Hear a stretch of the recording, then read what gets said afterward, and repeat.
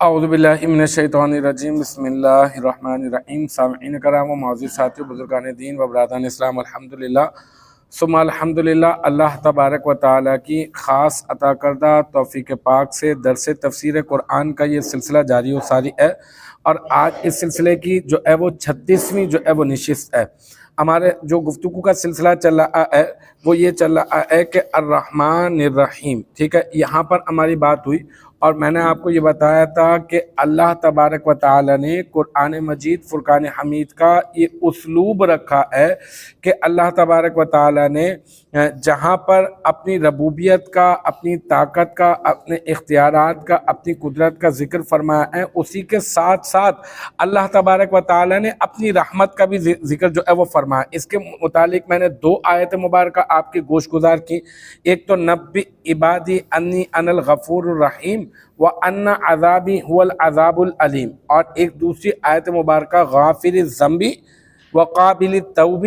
شدید العقاب ذی الطول لا الہ الا هو الیہ المصیر۔ اچھا، اب ایک حدیث مبارکہ اسی قول کے اوپر کہ اللہ تبارک و تعالیٰ کا یہ اسلوب ہے کہ اللہ تبارک و تعالیٰ کبھی اپنی رحمت کا ذکر فرماتا ہے تو کبھی اپنی ربوبیت کا ذکر فرماتا ہے، کبھی اپنے عذاب کا ذکر فرماتا ہے، کبھی وعیدیں سنائی جاتی ہیں تو کبھی خوشخبریاں اور کبھی جو ہے وہ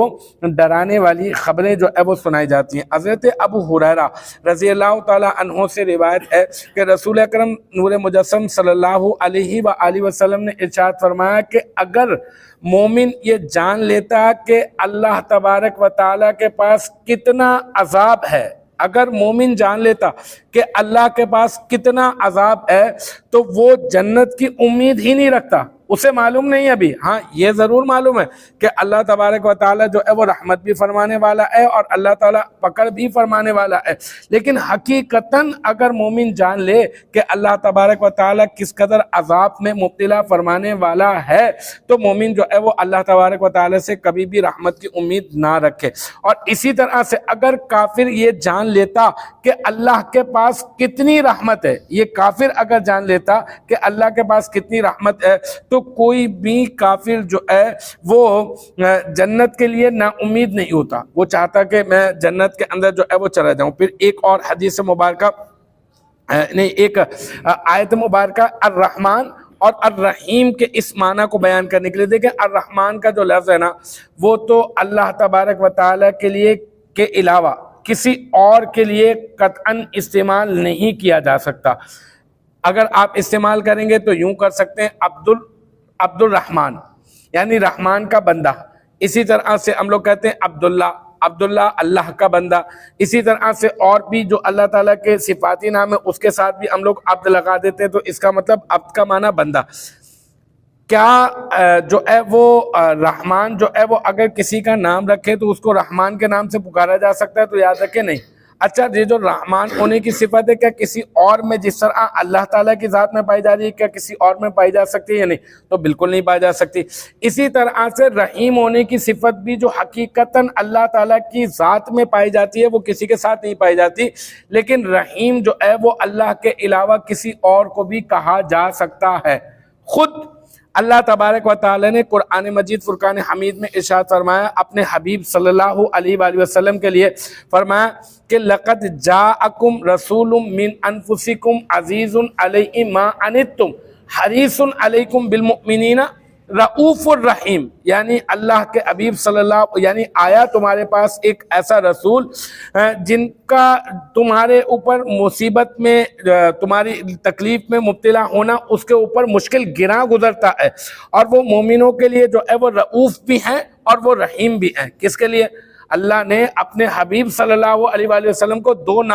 دو ناموں سے، اپنا جو صفاتی نام ہے نا ان ناموں کو صرف جو ہے وہ بلایا اور فرمایا اللہ کے حبیب صلی اللہ علیہ وآلہ وسلم رؤوف بھی ہیں اور رحیم بھی ہیں۔ اچھا، یہ آج کی آخری بات کہ پھر آگے اللہ تبارک و تعالی نے ارشاد فرمایا مالک یوم الدین، یعنی وہ یوم جزا کا مالک ہے۔ مالک کا مطلب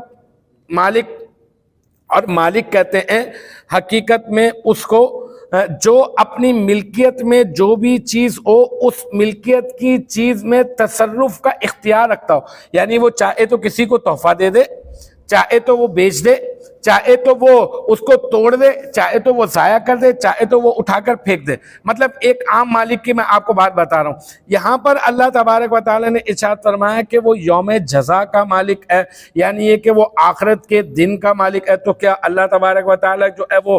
جو باقی ایام ہے اس کا مالک نہیں؟ لیکن اللہ تبارک و تعالیٰ نے یہاں پر خاص طور پر اپنی آخرت کی توجہ کو دلانے کے لیے اللہ نے اس طرف نسبت فرمائی کہ وہ آخرت کے دن کا مالک ہے۔ وہ ویسے ہر دن کا بلکہ ہر گھڑی اور ہر لمحے کا مالک ہے ہی اللہ تبارک و تعالیٰ۔ اور اس دن جو ہے وہ اللہ تبارک و تعالیٰ اپنی شان جو ہے وہ دکھائے گا، اور جو ہے وہ پکڑ بھی ہوگی، اور جو ہے وہ اللہ تعالیٰ رحمت کے جو ہے وہ دروازے بھی کھولے گا۔ تو اس وجہ سے یہاں پہ فرمایا مالک یوم الدین، یوم جزا کا مالک۔ یہاں قیامت کے دن کو بطور خاص اس لیے ذکر کیا گیا تاکہ اس کی اہمیت جو ہے وہ ہمارے دل میں بیٹھے۔ انشاءاللہ تعالی مزید یہاں سے گفتگو کا جو سلسلہ ہے ہم لوگ آگے لے کر چلیں گے، اور کل ایاک نعبد و ایاک نستعین یہاں سے انشاءاللہ تعالی ہم لوگ گفتگو کا آغاز کریں گے۔ اللہ تبارک و تعالی ہم سب کا حامی و ناصر ہو اور ہم سب کو قرآن فہمی عطا فرمائے۔